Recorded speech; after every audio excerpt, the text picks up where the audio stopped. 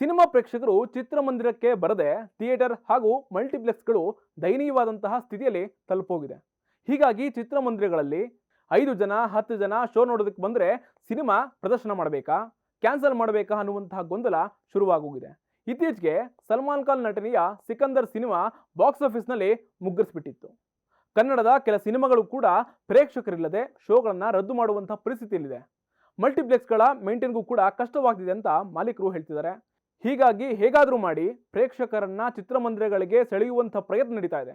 ಮಲ್ಟಿಪ್ಲೆಕ್ಸ್ಗಳಲ್ಲಿ snacks ದರವೇ ಗಗನಕ್ಕೇರೋಗಿದೆ. ಇನ್ನು ಮದ್ಯ ಮಾರಾಟ ಮಾಡಿದರೂ ಕೂಡ ಕಡಿಮೆ ದರಕ್ಕಂತೂ ಸಿಗೋದಿಲ್ಲ. ಸಾಮಾನ್ಯ ಪ್ರೇಕ್ಷಕರು ಹೆಚ್ಚು ಹಣವನ್ನು ಕೊಟ್ಟು ಟಿಕೆಟ್ ಖರೀದಿಸಿ ಸಿನಿಮಾ ನೋಡದೆ ಕಷ್ಟ ಎನ್ನುವಂತಾಗಿದೆ.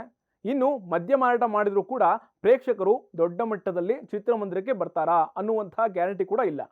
ಮುಂದಿನ ದಿನಗಳಲ್ಲಿ ಮದ್ಯ ಮಾರಾಟದ ತೀರ್ಮಾನ ಚಾಲ್ತಿಗೆ ಬರುತ್ತಾ ಅನ್ನುವಂಥ ವಿಚಾರ ಲೆಕ್ಕಾಚಾರಗಳು ಈಗ ಶುರುವಾಗಿದೆ.